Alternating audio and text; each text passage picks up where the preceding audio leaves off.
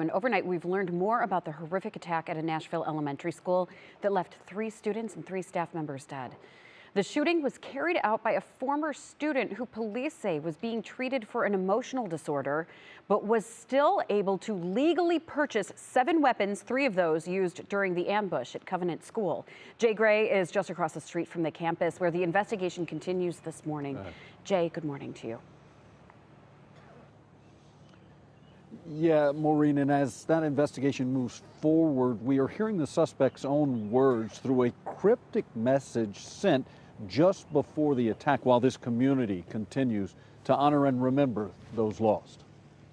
With all the confusion and anger. Overnight, this grieving community gathers, pulled together by the pain of overwhelming loss. We mourn with those who mourn in our city right now, Including hundreds drawn to the Covenant School since the attack. The kids and the teachers just deserve more. Substitute teacher Cynthia Peak, custodian Mike Hill, and Covenant head Catherine Coons. 9-year-old students Evelyn, William, and Hallie gunned down inside their school. Nobody deserves that. Nobody deserves it. The killing spree carried out by a former student, Audrey Hale, who shared this ominous message with a friend on social media just before storming the building, saying family didn't know about something bad that was about to happen and asking for forgiveness. The rampage ending with police rushing in, scanning classrooms, running upstairs toward the gunfire, ending the threat. Suspect down, suspect down. 11 minutes after the first 911 call. They finished it in less than what the average response time is. How can you call that anything less than incredible?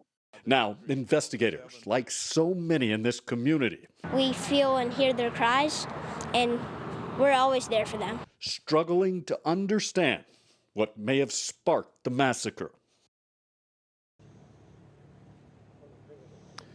Yeah, and so many will tell you, Maureen, that they gather strength by being together. Later today, there will be a citywide memorial service to honor those that were lost. Back to you. And Jay, I understand the suspect's parents are cooperating with the investigation. Do we have any insight into what they have shared with police so far? Yeah, Maureen, in fact, the suspect lived with their parents and had the guns hidden. They knew that she had purchased a gun at one time, but thought she had sold that gun. She did sell a gun, but as you talked about earlier, bought 7 guns at 5 local gun dealers. They were the first to tell police about the emotional disorder she was being treated for.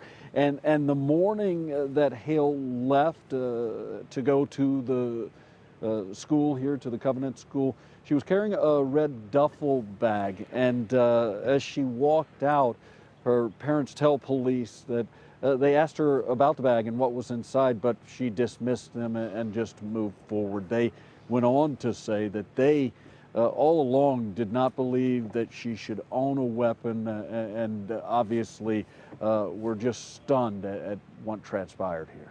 Wow. All right. Jay Gray, thank you for the latest developments in all of this. We'll be following up with you in about an hour. Thanks. Nashville's tragedy leaves a lot of parents wondering just how to talk to their children about something like this. The American Psychiatric Association and American Academy of Pediatrics recommends avoiding the topic with children until they reach around age 8, especially if they're not directly impacted.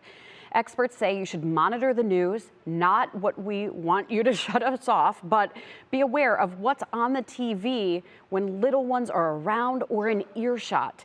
And when it's time to talk to your kids, be honest. Answer the questions truthfully, but at an age-appropriate level. And maybe even consider having the discussion with friends and family, too.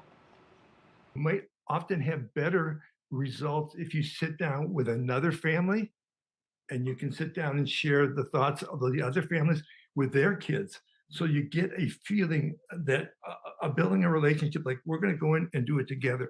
I think it's important that you sit down with the schools too, and you have that good relationship going about we are as prepared as we can be out there today. Yeah, I can speak from experience. Elementary school age kids are going to ask questions about this. And experts say to keep the explanation simple, a bad person or someone with a serious illness who was angry hurt people.